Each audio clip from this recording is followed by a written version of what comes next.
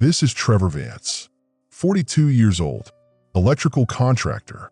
I'm recording this on my phone because I need someone to know what happened here. What's still happening? October 19th, 2024, 11:47 p.m. The Ambassador Bridge, Detroit side. I've lived in Detroit my whole life. Worked on half the buildings downtown. I know every street, every shortcut, every abandoned factory. New, past tense, because Detroit isn't Detroit anymore. 3 weeks ago, the first cases showed up at Henry Ford Hospital. Respiratory distress, aggressive behavior. The news called it a novel pathogen. The CDC called it under investigation. By week 2, 6 hospitals were overflowing. By week 3, the National Guard was shooting people in the streets. Not people, not anymore. The infection, they're calling it variant R7 in the emergency broadcasts, like giving it a designation makes it manageable. It spreads through fluid contact. Blood, saliva, respiratory droplets.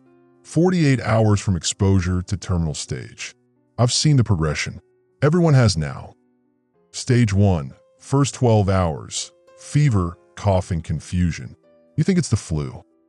Stage 2, hours 12 to 24, skin discoloration, gray-blue patches spreading from contact points. Extreme aggression, biting. Stage 3, hours 24 to 40, cognitive collapse. They stop responding to names. Stop talking. Just sounds. Screaming mostly, or this wet clicking noise from their throats. Stage 4, after 40 hours, complete transformation. They don't sleep. Don't stop. Just hunt. Moving in packs now, thousands of them, flowing through the city like a flood. Detroit fell in 17 days. My son, Kyle, he's 16, he's right here beside me. He's uninfected. I need to state that clearly. We left our house in Dearborn 60 hours ago. My wife Diane was already gone by then. Stage 4. I had to, I couldn't. I'm not talking about that. Not yet. Maybe not ever. The emergency broadcast said the bridges were the last secure routes out. Ambassador Bridge to Windsor. Detroit-Windsor Tunnel. But by the time we reached downtown, the tunnel was sealed. Flooded, someone said. Military demolition. So we headed for the bridge. 12,000 people converged on the Ambassador Bridge approaches over the last 72 hours. Families, singles, elderly, kids. All of us pushing toward the Canadian side, toward the checkpoints the broadcast promised were there, toward safety, toward some kind of future. But 2 hours ago, everything changed. The Canadian military closed the border. Not just closed, sealed. Armored vehicles across the bridge deck, barbed wire, armed soldiers. A voice over loudspeakers, accented, calm, apologetic, announcing that Windsor was under quarantine protocol. Nobody crosses. Nobody comes through. Anyone attempting to breach the border would be fired upon. They shot 3 people who ran at the barricade. Didn't hesitate. Just 3 quick shots, bodies dropping onto the steel deck, the sound echoing out over the river. After that, nobody tried again. But we couldn't go back, because behind us, the infected were coming. All of Detroit, it seemed. Thousands, tens of thousands. A wave of them flowing up Jefferson Avenue, scrambling over abandoned cars, breaking through chain-link fences, pouring toward the bridge like water, finding the only drain left open. So now we're trapped. 12,000 survivors on the bridge between the infected and the Canadian guns. And we're trying to hold. That's not military speak. That's just reality. Some people near the Detroit side approach started organizing. A guy named Vincent Holloway, construction foreman, big voice, bigger arms.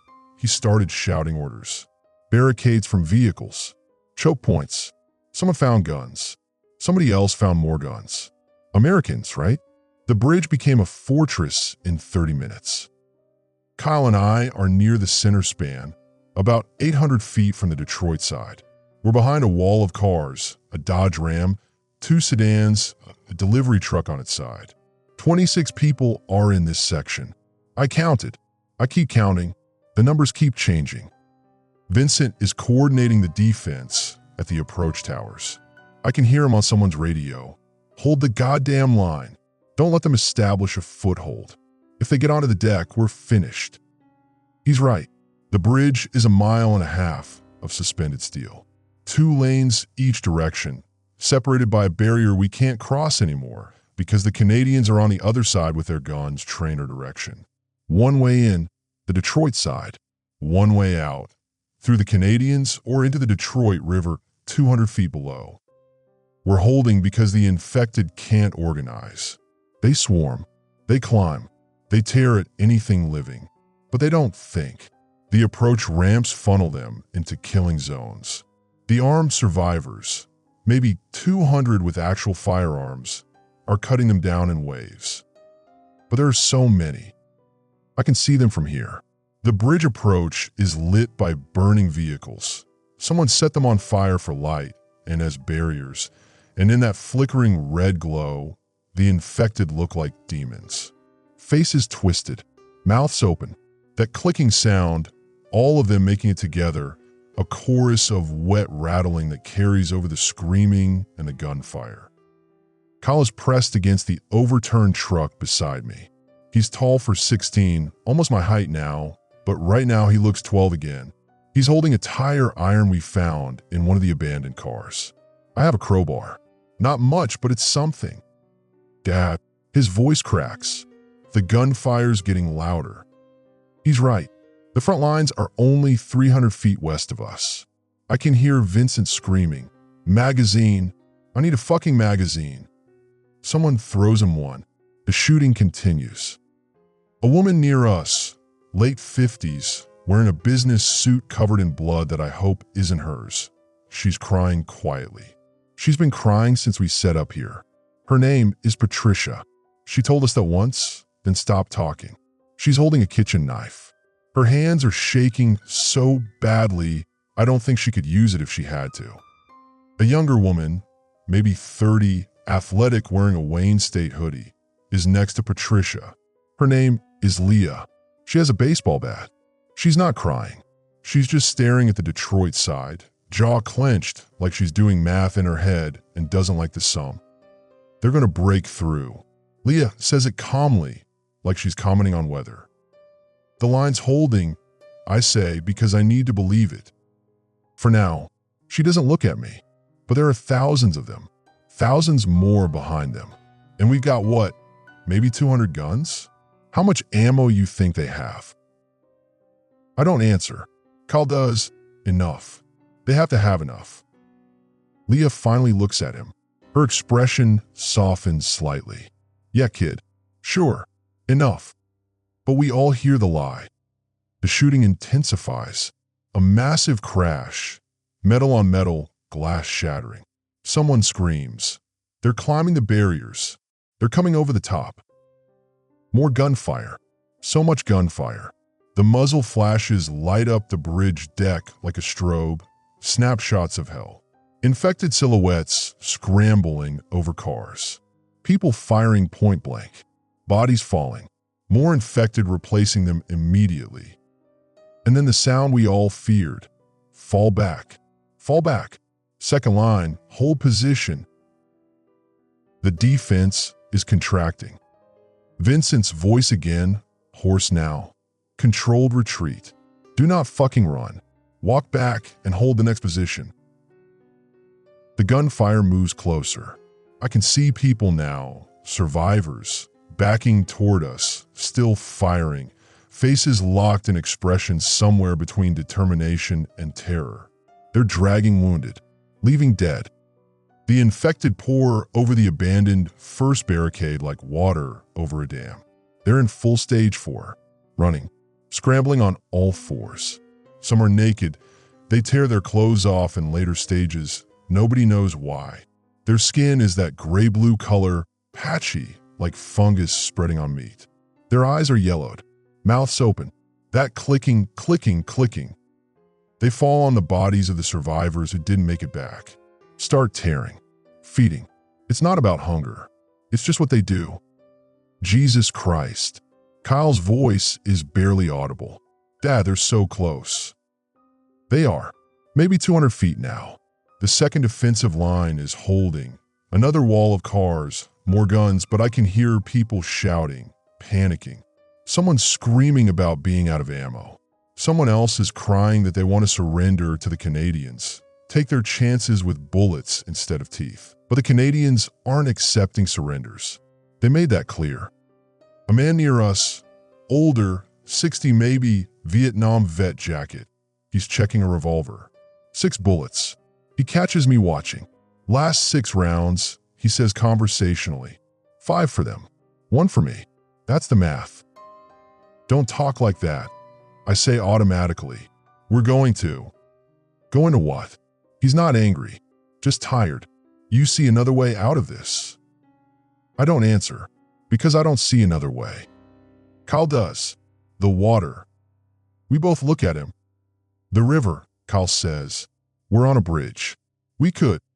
It's 200 feet down, the vet says. You die on impact. Or freeze. Water's 40 degrees this time of year. Hypothermia in minutes. Better than that. Kyle points at the infected. The vet considers. Nods slowly. Kid's got a point. But jumping is a last resort. For now, we hold. We wait. We pray the line doesn't break. It breaks. Midnight. The second defensive line collapses not because they ran out of bullets, though many did, but because one section of the barricade failed.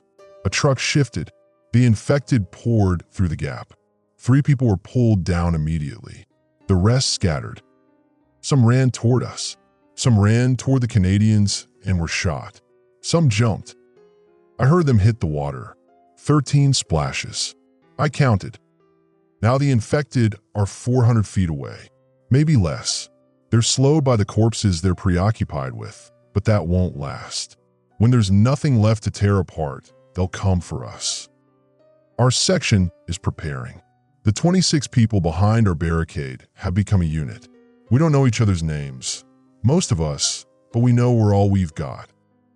Vincent made it back. He's here now, setting up what he calls the third position.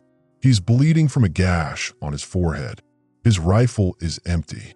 He's using a hatchet now. Listen up, he shouts. This is it. This is the line. We hold here or we die. Anybody not willing to fight, jump now. I mean it. Better a clean death than that. Nobody jumps. We all stay. Patricia is still crying, but she's gripping her knife with both hands now. Leah has moved to the front of our position, bat ready. The Vietnam vet has his 6 bullets. Kyle has his tire iron. I have my crowbar and my son, and the absolute certainty that I will die before I let him be taken. The infected reach the corpses. Start feeding. We have maybe 5 minutes. Kyle looks at me. Dad, I am scared. Me too. I don't want to die like Mom. My throat closes. You won't. I promise. It's a lie. I can't promise that. But what else can I say? The feeding frenzy ends. The infected look up, yellow eyes catching the firelight. Hundreds of them. They see us. They charge. 12:14 nachts. The infected hit our barricade like a wave hitting a seawall. The sound is indescribable. Hundreds of bodies slamming into metal and glass.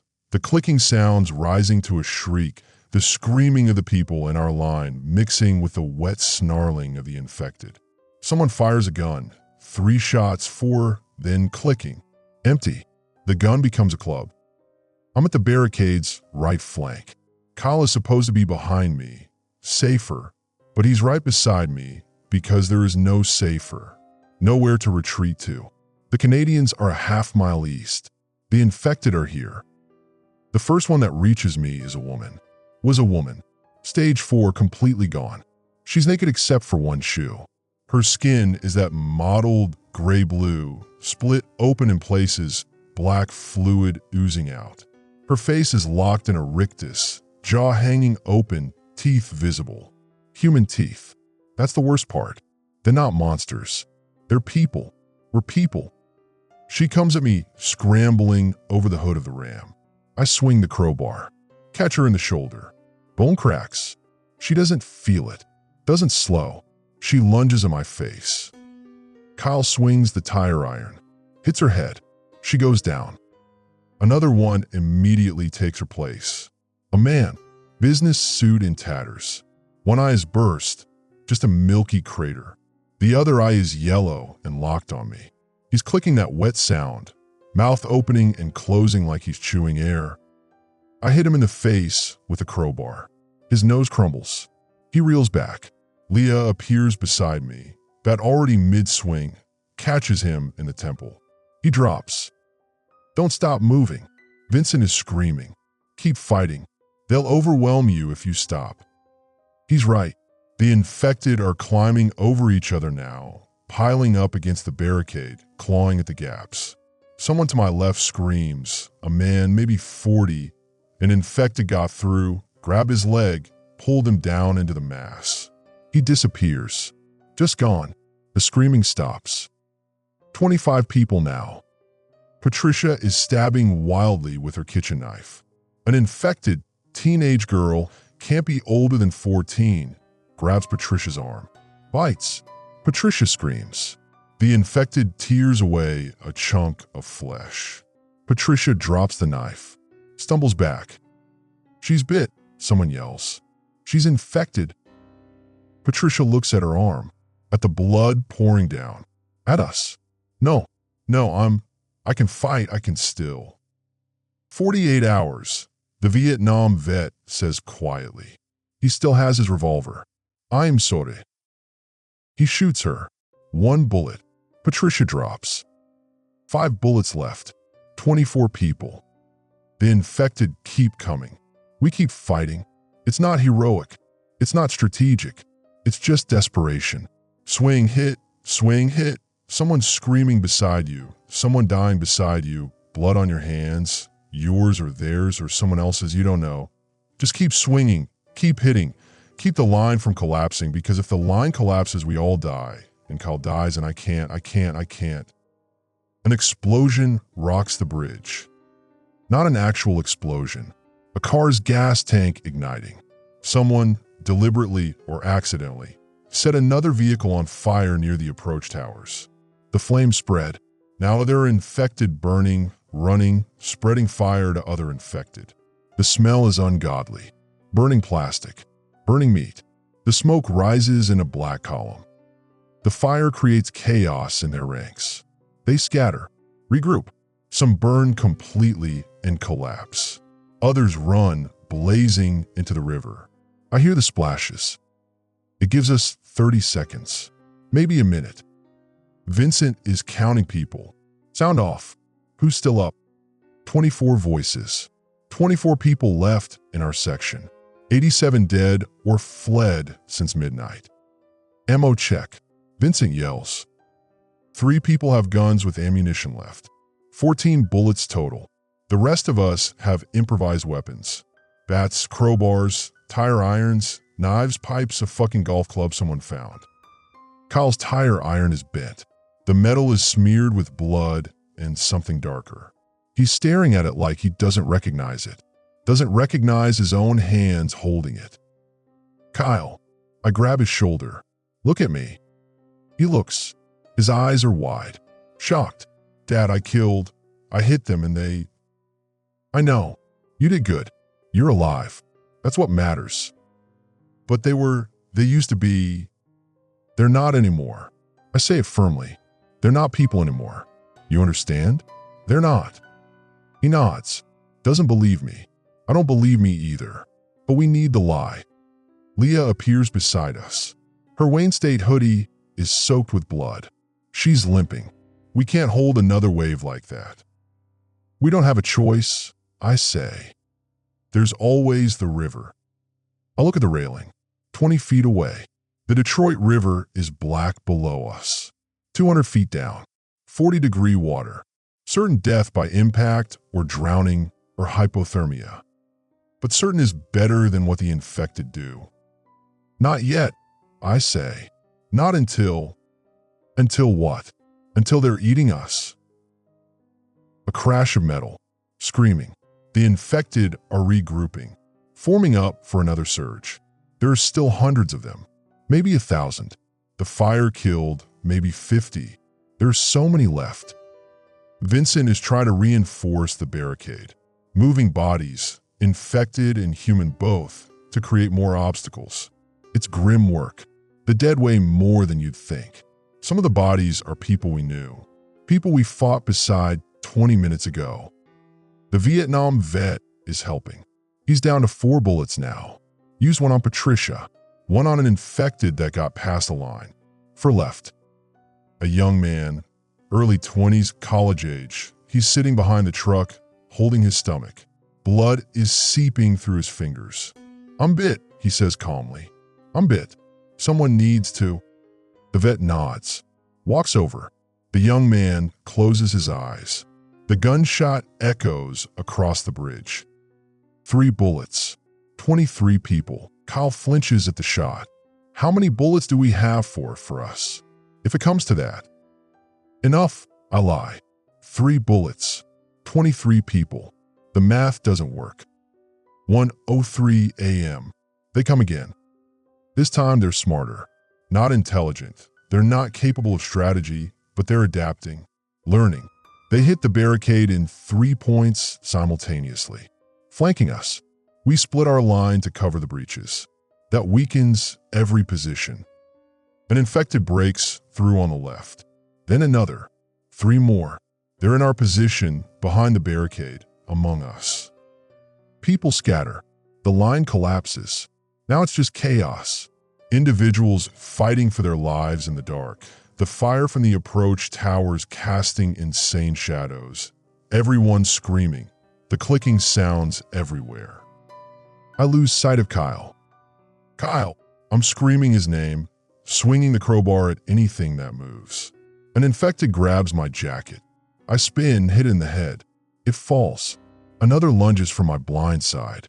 Teeth snap inches from my throat. I catch it with the crowbar. Pure luck.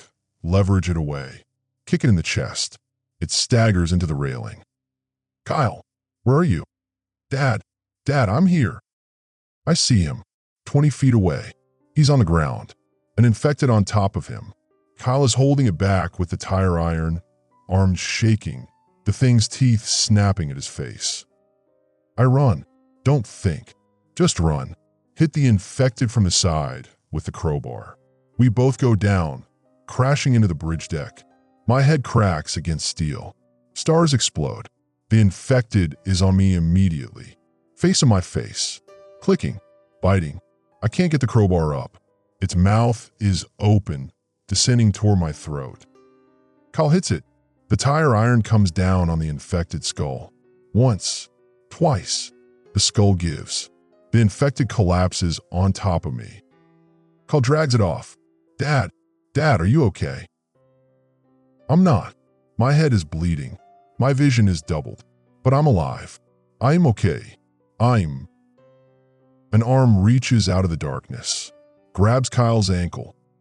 Another infected, crawling, missing its lower half. The legs are gone, just trailing entrails, but it's still moving, still attacking. It pulls Kyle down. Kyle falls. The tire iron skitters away.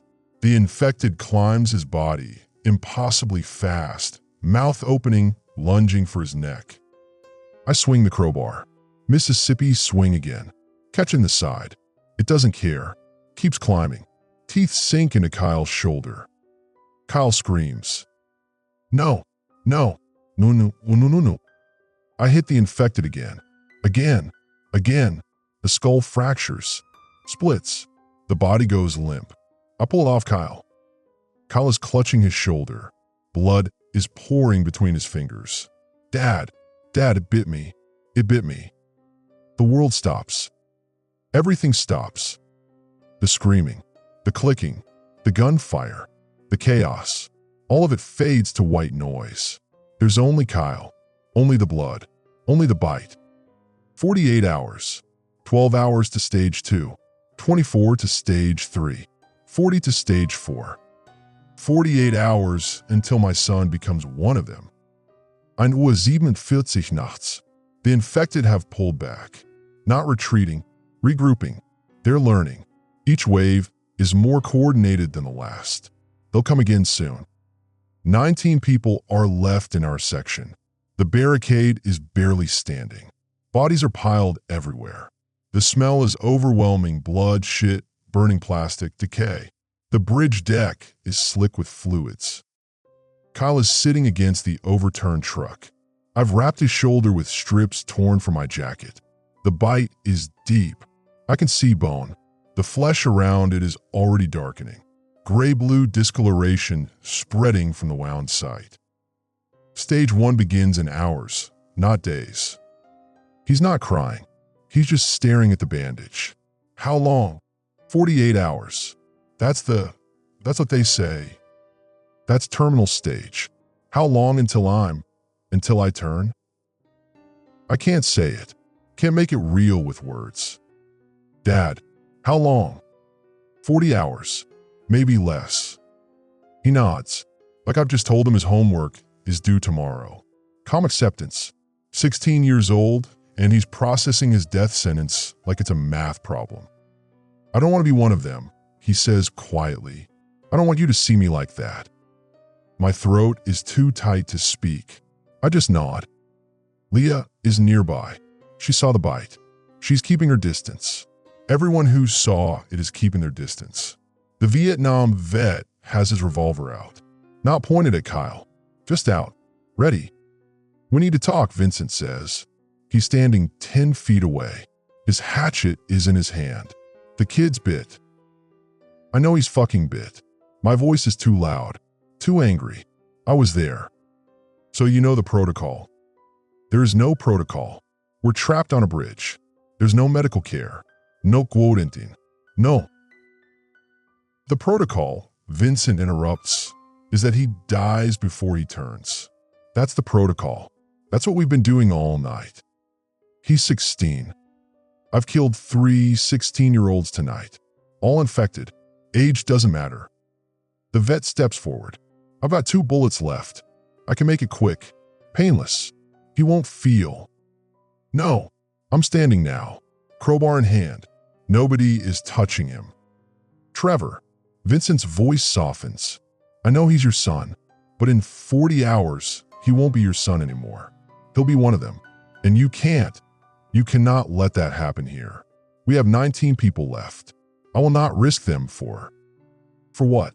For my son? For a 16-year-old kid who's been fighting beside you all night. For someone who's already dead. I hit him, punch him in the face. He staggers. The hatchet comes up. People shout. The vet points his gun at me. Kyle stands. Stop. Stop. Dad, stop. Everyone freezes.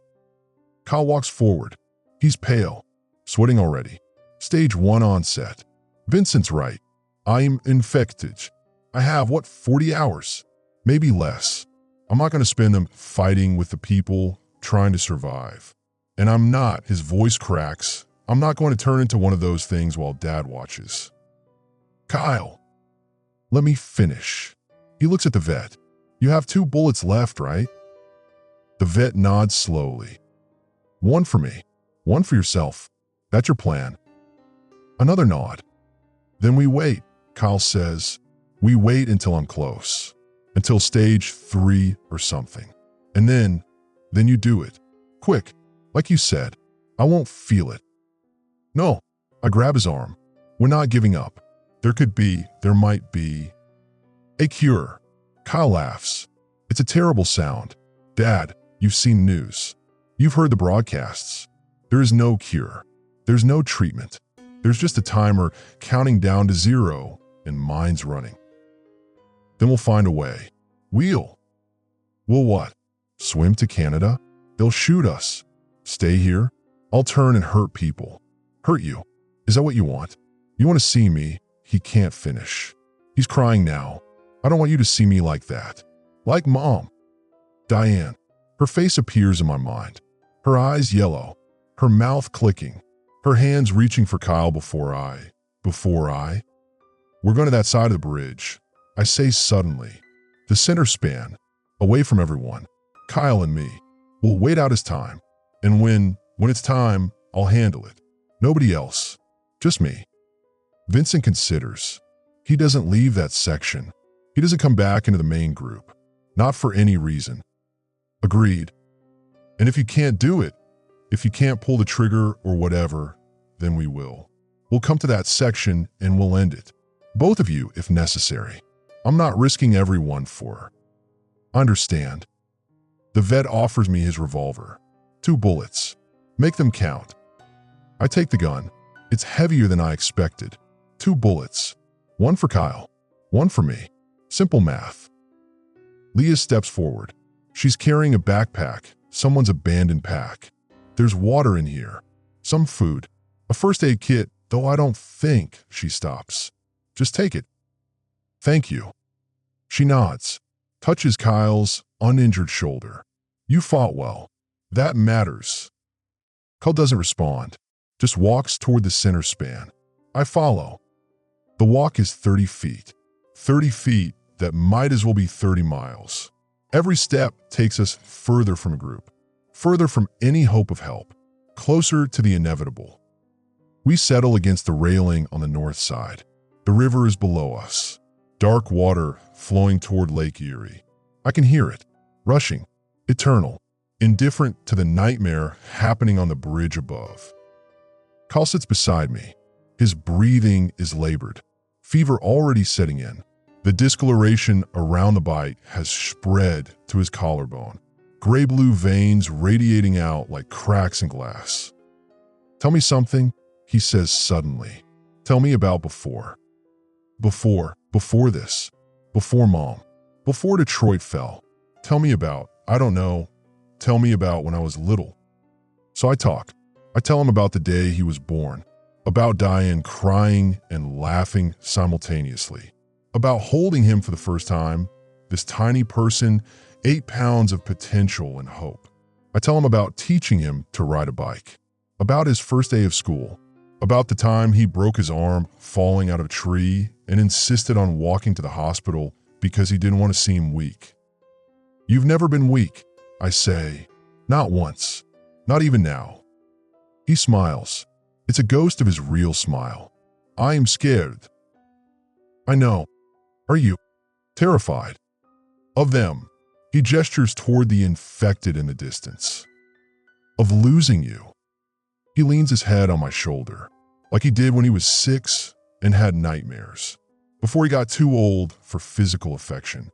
Before the world taught him that men don't lean on their fathers. I love you, Dad. I love you too. We sit. Time passes. The infected regroup for another assault.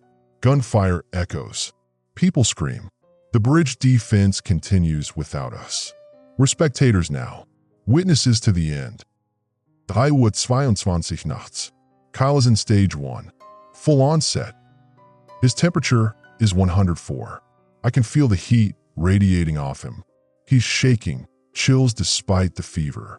His eyes are bloodshot. The discoloration has spread across his entire shoulder and down his arm. I can see the veins darkening beneath his skin, blue-gray spreading like ink in water.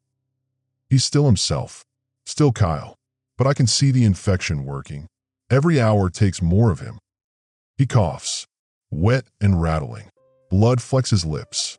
How long has it been? 6 hours since the bite. Stage 2 is 12 hours, right? Generally, it varies person to person. So I have 6 hours left. 6 hours of being me. I don't correct him.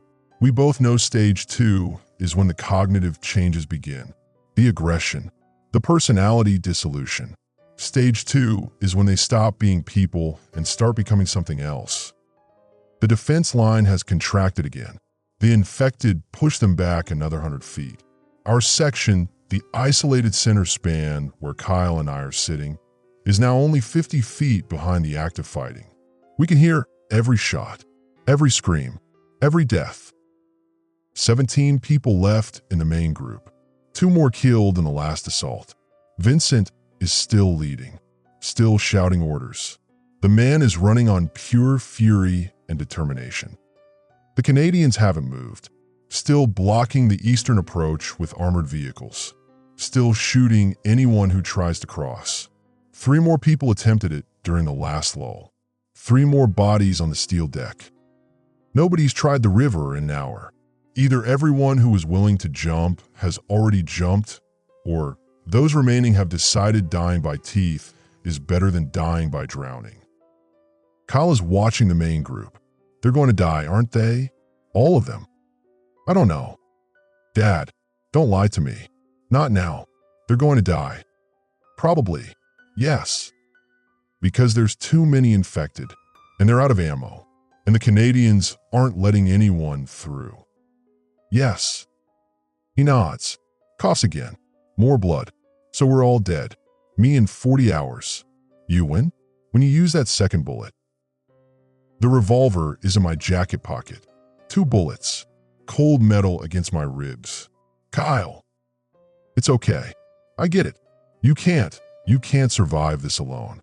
And without me, there's no point trying. That's not. It's true though. He looks at me. His eyes are still brown. Still Kyle's eyes. But there's something else there now. Something moving behind them. The infection finding pathways. You're only still alive because of me. Because you're protecting me. Once I'm gone, you've got nothing to protect. So you'll use that second bullet. And I don't blame you. I can't respond. My throat is locked. He leans back against the railing. Tell me more. About before. About Mom. So I tell him about Diane. About meeting her at a Red Wings game. About our wedding. Small, just family and close friends, in a church that's probably overrun now. About the way she'd sing off-key in the shower. About her terrible jokes. About how much she loved him. She'd be proud of you, I say. She'd be so proud of how you fought tonight. Would she be proud of how she died? The question is a knife. What? Mom, you had to put her down, right? When she turned. Did you use a gun? Or something else? I close my eyes. See Diane's face. Yellow eyes. Clicking sounds. Her hands reaching for Kyle. For me. My hands on her throat. Squeezing. Squeezing until she stopped moving. Until she stopped being anything at all. I don't want to talk about that. I need to know. Because that's going to be me. I need to know if it hurt her. If she felt it. She wasn't there anymore. By stage 4, they're not conscious. Not really. It's just biological imperative. The person is already gone. You don't know that. I have to believe that. He coughs, convulses. For a moment, I think he's seizing, but then it passes. He wipes blood from his mouth. I'm sorry. I shouldn't have asked about Mom. It's okay. No, it's not. Nothing about this is okay. He laughs bitterly. 16 years old, and I'm dying of a plague on a bridge, while monsters eat people 50 feet away. This is insane. This whole thing is fucking insane. He's right. It is insane. 3 weeks ago, I was worried about paying the mortgage. About Kyle's SAT scores. About normal things. Human things. Now I'm sitting on a bridge holding a gun with 2 bullets, waiting for my son to stop being human. 4:51 nachts. The eastern sky is starting to lighten. Dawn coming. Not that it matters. Kyle is worse. Stage 1 progressing rapidly. His fever is higher. The discoloration has spread across his chest. I can see it creeping up his neck. His breathing is labored. Each breath rattles. But he's still talking.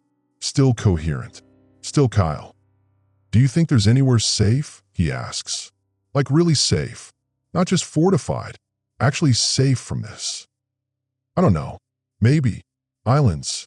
Remote areas. Somewhere the infection can't reach. We should have gone north. Canada has all that wilderness. If we'd gone north instead of trying for the border, we'd be frozen or starving. There's no winning move here, Kyle. There never was. So everyone dies. Eventually. But not today. Not right now. Some people will survive. The strong. The lucky.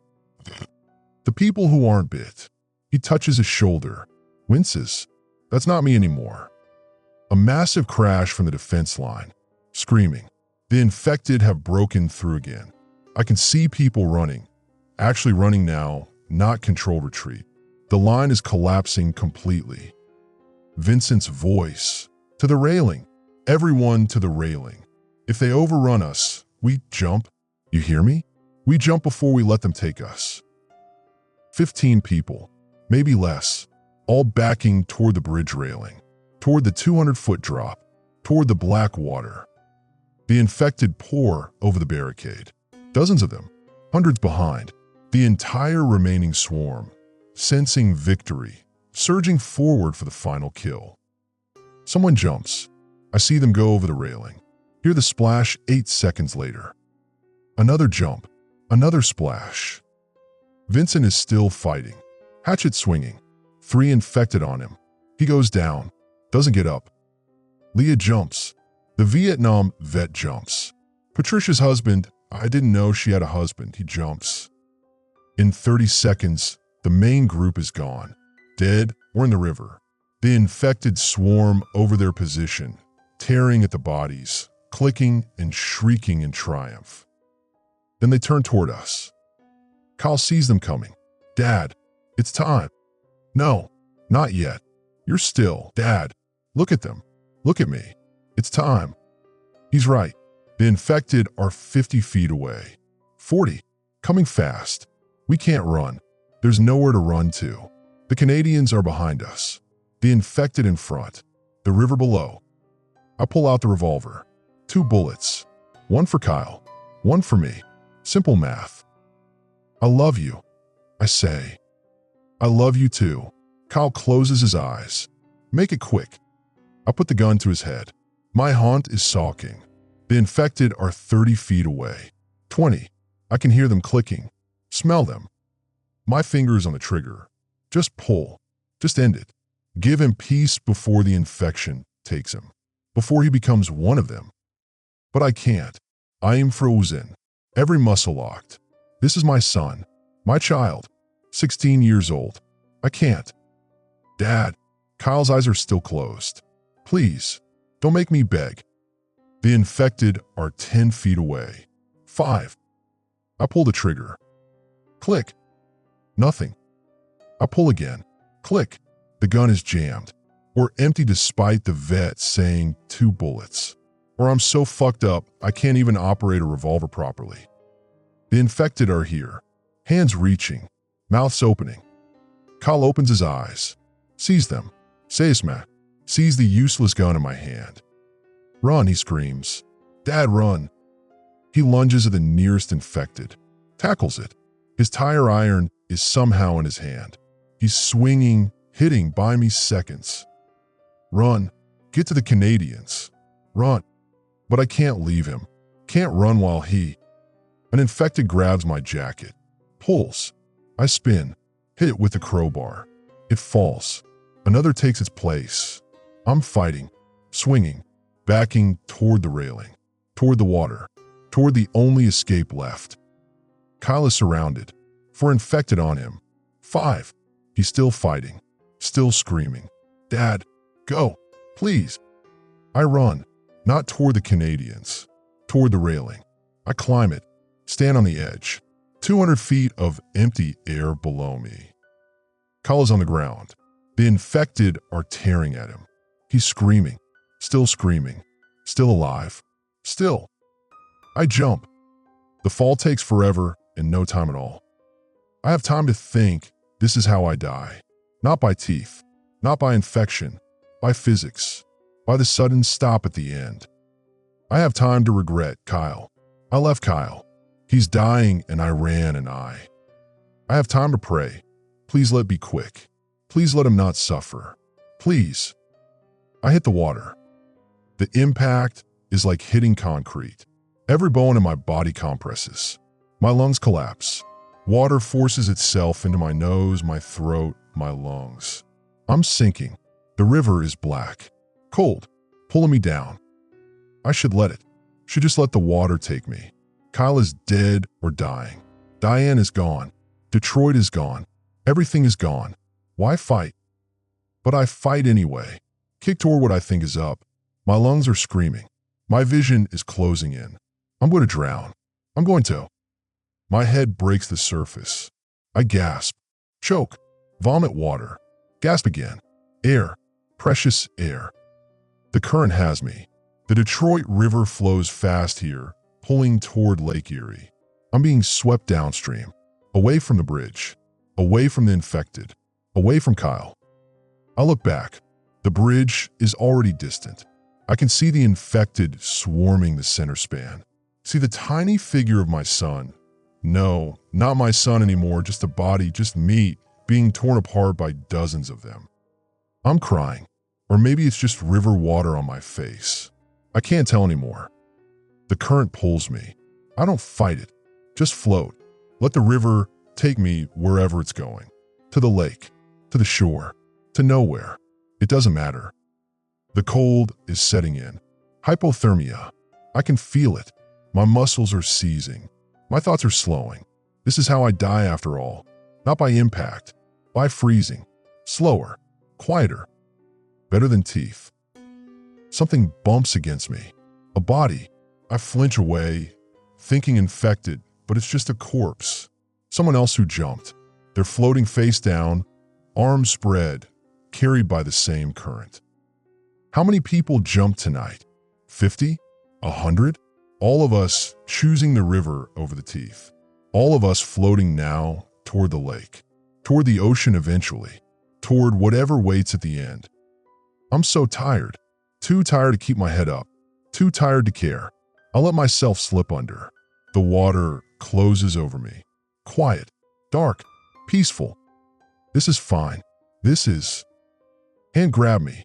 Pull me up. I break the surface again, gasping, confused.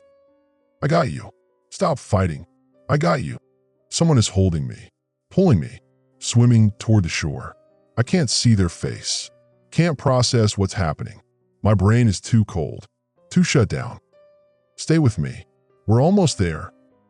The shore. Yes, there's a shore. I can see it now. Concrete embankment. 50 feet away.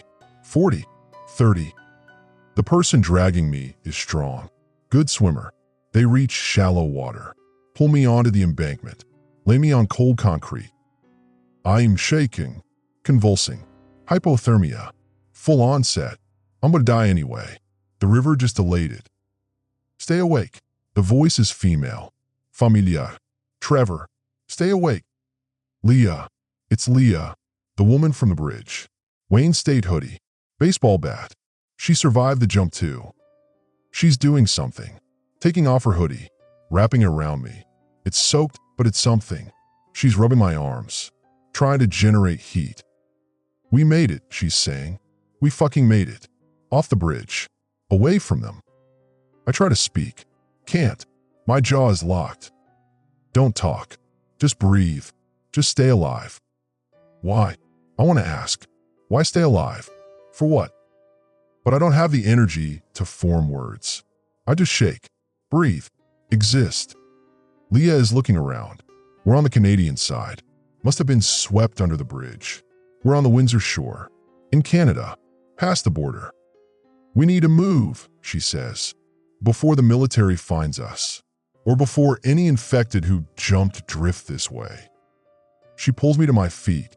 I can barely stand. She supports me. We stumble away from the water, toward buildings, toward the city. Windsor is quiet, empty, quarantined, nobody on the streets. Lights on in some buildings, but curtains drawn. The Canadian government locked down hard. Nobody in, nobody out. We're illegal immigrants now. Border jumpers. If the military finds us, they'll shoot us or detain us or... Gunfire. Behind us.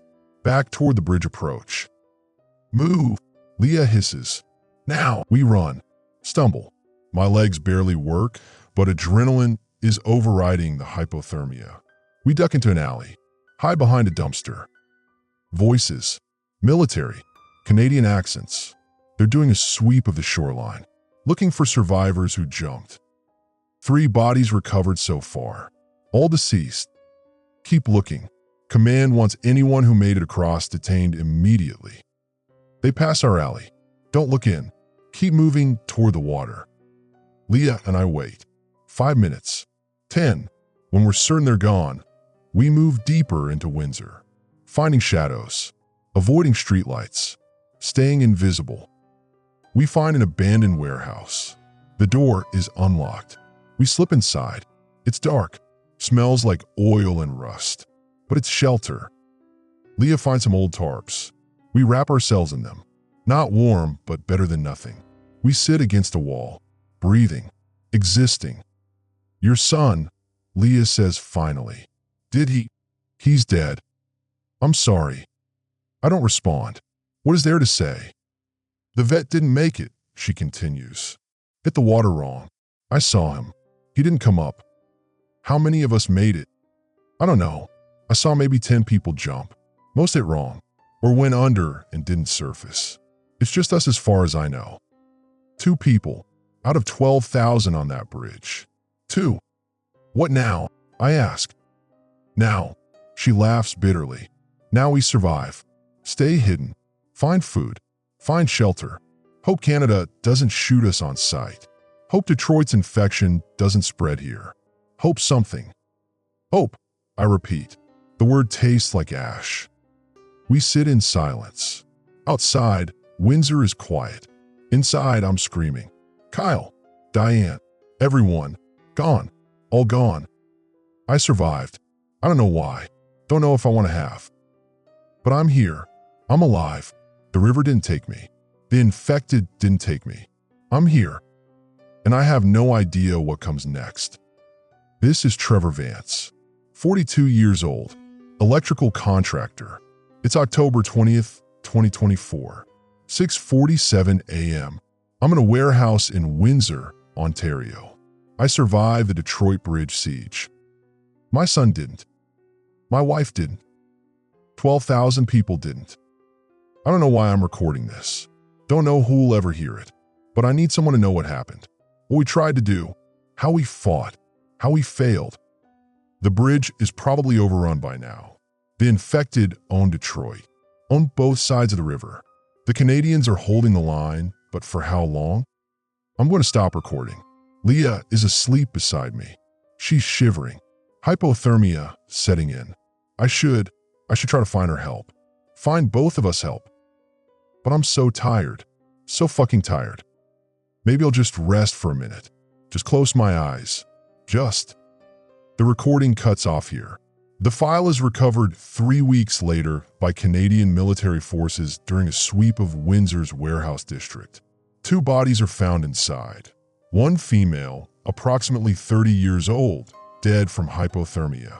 1 male, approximately 40 years old, status, infected. Stage 4 onset is evident in the recovered footage.